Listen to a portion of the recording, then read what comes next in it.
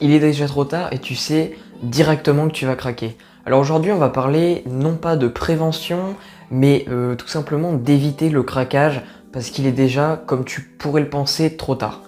Donc aujourd'hui, je vais te parler et je vais surtout t'aider à quand dans certaines situations, parce que ça nous arrive tous, même si quand on a les bonnes bases en main, etc., ça arrive très rarement, bah, quand tout simplement tu as beaucoup faim et que tu te doutes que tu vas craquer au prochain repas. Donc du coup, aujourd'hui, je vais te donner les différents conseils à mettre en place dans des situations où tu as tellement faim que tu sais que tu vas te ravager sur la nourriture et que tu vas trop manger, ce qui va t'amener à des malaises type ballonnement, prise de poids même sur le long terme, enfin bref, des trucs pas cool. Du coup, c'est parti. Et puis tout d'abord, avant de commencer, je voudrais te dire qu'il faut que tu te poses les bonnes questions. C'est-à-dire que si, avant que je te donne directement les conseils en termes d'action physique, je vais te donner des petits conseils là maintenant mental, c'est-à-dire des questions à te poser. Autrement dit, quand tu vas arriver à ce stade où tu auras énormément faim, il faut déjà que tu te poses pourquoi est-ce que tu as énormément faim. Qu'est-ce que tu n'as pas fait de bien et pourquoi tu en es arrivé là. Par exemple, est-ce que tu as voulu tu as voulu essayer de sauter un repas mais ça a mal tourné. Il faut que tu te poses vraiment les bonnes questions et en fait ce qu'il faut que tu comprennes c'est pourquoi tu as faim comme ça et tu vas voir que c'est en mieux comprenant l'origine de ta grande faim que tu vas donc mieux réussir à ne plus reproduire cette erreur. Et ça c'est vraiment une étape super importante parce que si tu mets les choses en place, c'est-à-dire les actions que je vais te donner après, les quelques actions qui vont te permettre de pouvoir éviter et minimiser le risque de craquage même lorsque tu auras déjà énormément faim, le but c'est que cette grande faim elle arrive très peu couramment.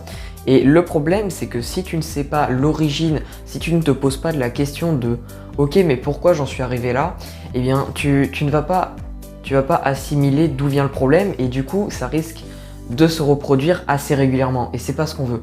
Donc première étape avant de passer directement à l'action, dès que tu commences à avoir une grande faim comme ça, il faut que tu te demandes comment est-ce que ça se fait que j'ai faim comme ça, quelle est l'origine de ce problème.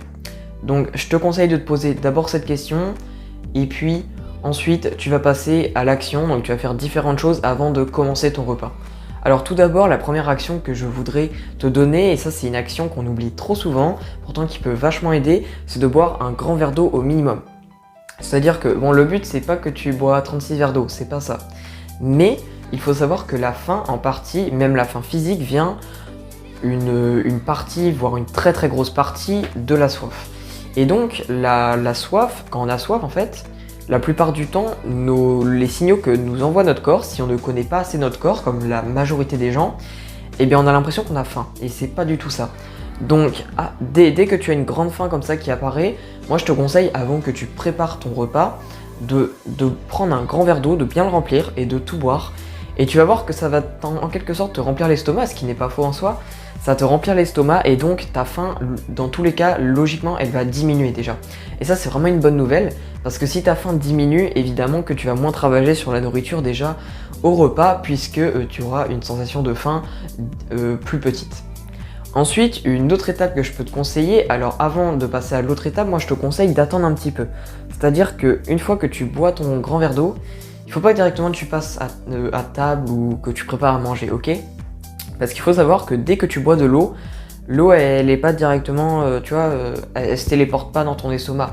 Elle a un petit peu de trajet à faire, ça prend pas très très longtemps, mais en gros, pour faire assez simple, il faut que dès que tu as bu ton verre d'eau, il faut que tu attendes environ 10 minutes, 10 minutes, voilà, après que tu aies bu ton verre d'eau, avant de vraiment manger et de même préparer à manger, parce que tu vas voir que ça va être au fil du temps que la sensation de faim va diminuer. C'est-à-dire que dès que tu bois ton verre d'eau, directement tu vas plus avoir moins faim, tu vois. Enfin, tu vas avoir autant faim une fois que tu auras bu ton verre d'eau.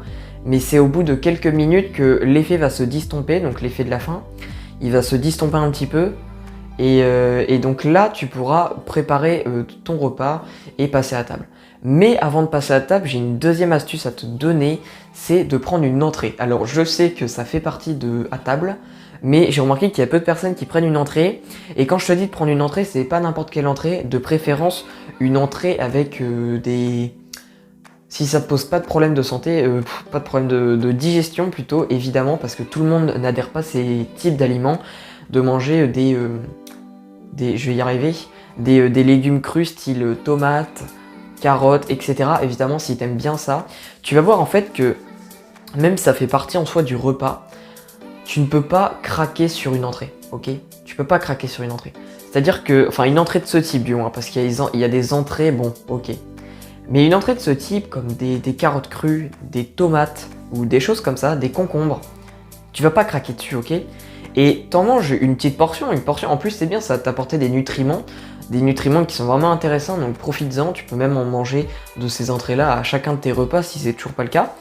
Et du coup tu manges cette entrée avant de préparer ton plat, encore une fois, faut pas que ton plat il soit prêt, parce que sinon tu vas te grouiller à les manger, tu vas pas prendre le temps de manger cette entrée, et tu vas directement travailler sur le plat, c'est pas ce qu'on veut.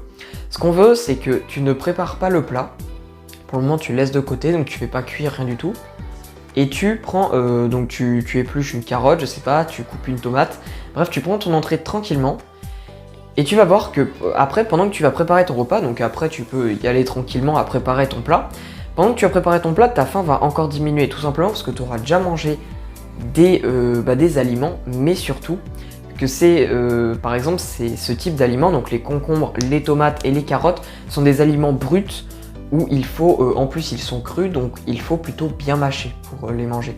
Il faut savoir, comme je te l'ai déjà expliqué dans une autre vidéo, que je te mets juste ici, qu'il faut mâcher pour être rassasié, parce que la mastication c'est un des gros facteurs de la satiété.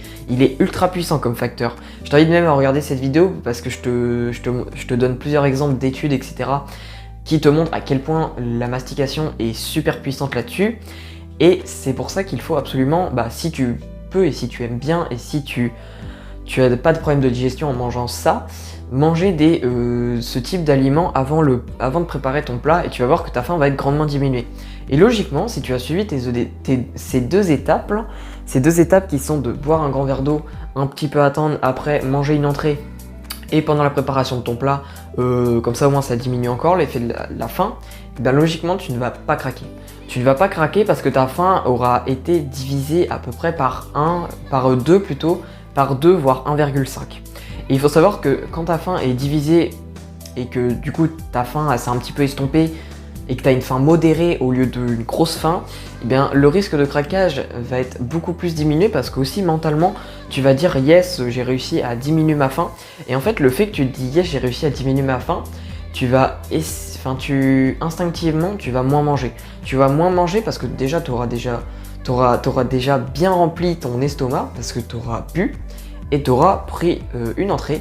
Et en plus de ça, tu auras déjà passé pas mal de temps entre guillemets à t'intégrer, à investir ton temps dans le repas. Parce que ce verre d'eau et cette entrée, elles font partie en soi du repas. Parce que tu fais ça pour contrer le craquage, du moins le risque de craquage. Et du coup, instinctivement, tu vas moins manger et les risques de craquage sont vraiment ils sont vraiment très diminués. Après, évidemment, comme je te l'ai dit au début de la vidéo, le but n'est pas que ce type de situation se produise. Là, si je t'ai fait cette vidéo, c'est pour, en cas extrême, si vraiment t'as mal géré ton coup, etc., que tu puisses agir correctement pour éviter ce craquage, ok? Mais le but, c'est de ne pas reproduire ce type de choses, et du coup, tu dois te poser les bonnes questions.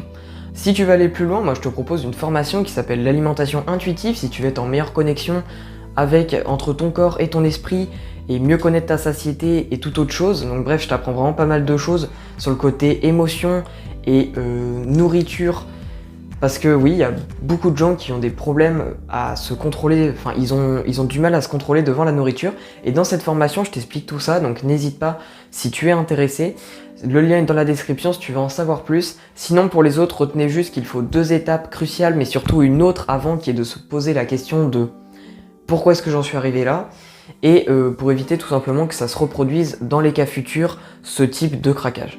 Et ce type de situation surtout, parce que le but évidemment c'est de ne pas craquer.